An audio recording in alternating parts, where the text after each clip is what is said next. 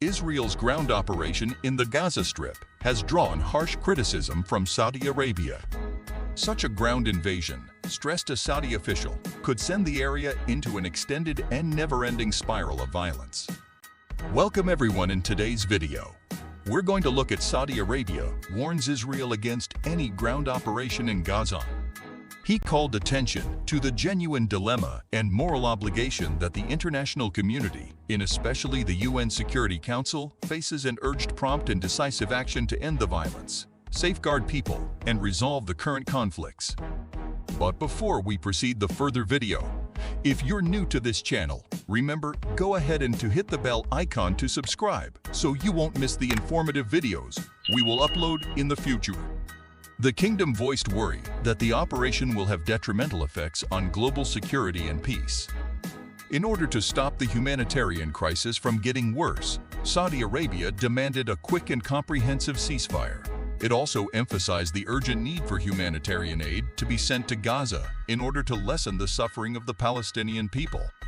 Prince Faisal bin Farhan, the foreign minister, spoke on the phone with representatives of several Arab nations, including Jordan, Morocco, and Egypt.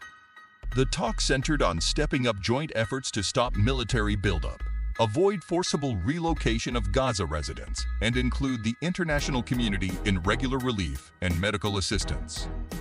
In addition, Jassem Al Budaiwi, the Secretary General of the Gulf Cooperation Council, KCK, emphasized that the lack of a political resolution is making the situation in Gaza worse and that the Security Council bears primary responsibility for bringing about peace and security in the Middle East. Israel persisted in its military campaign, in the meantime, advising Gaza's Palestinian population to temporarily relocate south for protection.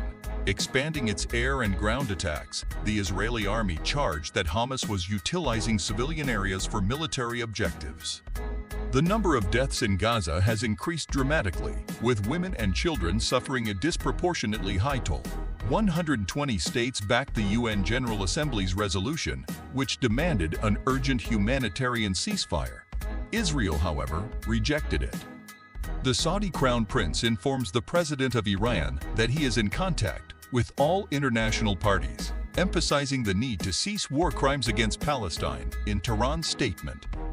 Attending the Asia-Pacific Economic Cooperation Leaders' informal dialogue with guests on November 18, 2022, in Bangkok, Thailand, is Saudi Crown Prince Mohammed bin Salman. Saudi Arabia's Riyadh, the president of Iran and the de facto leader of Saudi Arabia, discussed the conflict between Israel and Hamas over the phone, which started when the terror group launched a huge attack on the Jewish state over the weekend, according to early Thursday's Saudi state media.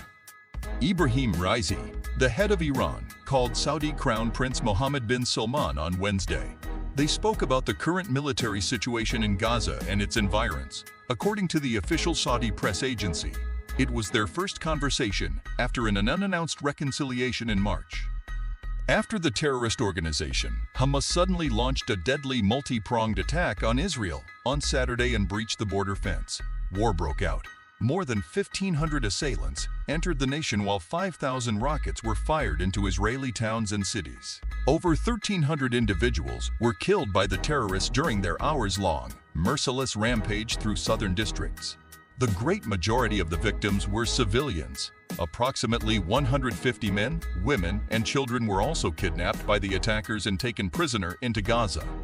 With heavy airstrikes, Israel has replied, claiming it is targeting terrorist infrastructure and any locations where Hamas operates or hides. It has also issued evacuation alerts to residents in places it intends to hit. Riyadh is communicating with all international and regional parties to stop the ongoing escalation, according to what bin Salman informed Raisi, according to SPA. According to the statement, he also emphasized the kingdom's steadfast commitment towards supporting the Palestinian cause. The two men spoke on the phone on the need to cease war crimes against Palestine, according to a report from the Iranian state news agency IRNA.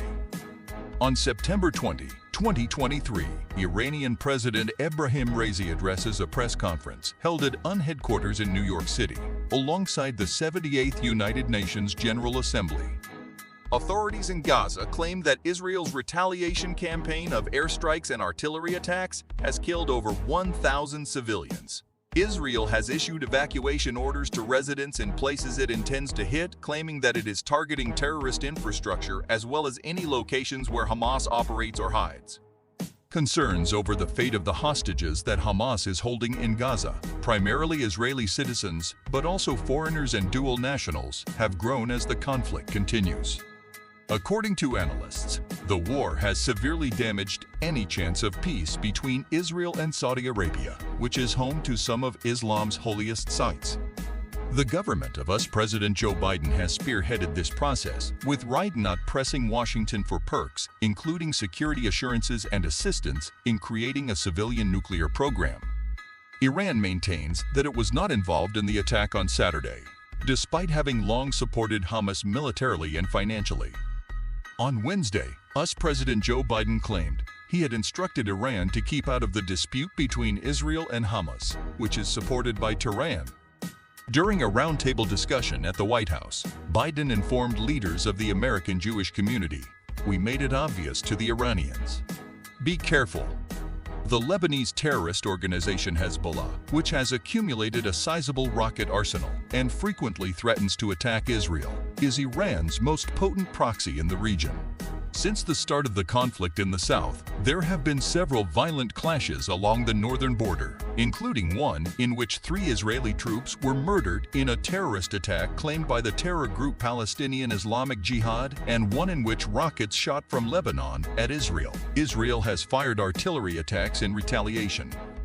Following a 7-year break, Saudi Arabia and Iran declared in March that they had reached an agreement to resume relations thanks to mediation by China. The 38-year-old Saudi leader said he was exerting relentless efforts through regional and international communication to produce coordination that pushes for a halt of the current escalation during a phone conversation he had on Wednesday with Turkish President Recep Tayyip Erdogan. According to reports in Turkish media on Wednesday, Erdogan was in talks with Hamas to free captives who had been abducted. According to the Turkish news outlet Haberturk, Erdogan gave the order to begin negotiations. Additionally, it stated that he has been actively involved in efforts to prevent the situation from getting worse. September 20, 2023, in New York at the United Nations General Assembly, Turkish President Recep Tayyip Erdogan.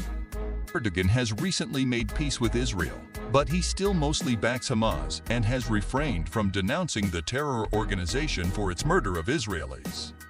He criticized the West earlier in the day for blindly siding with Israel and urged moderation on all sides. Referring to Israel's bombardment of Gaza, he declared, "A struggle carried out with all types of terrible techniques is not a combat but a massacre." That's all for today's video. Are you conscious of the fact there are acute shortages of necessities for Gaza's 2.3 million citizens because of the continuous fighting and embargo?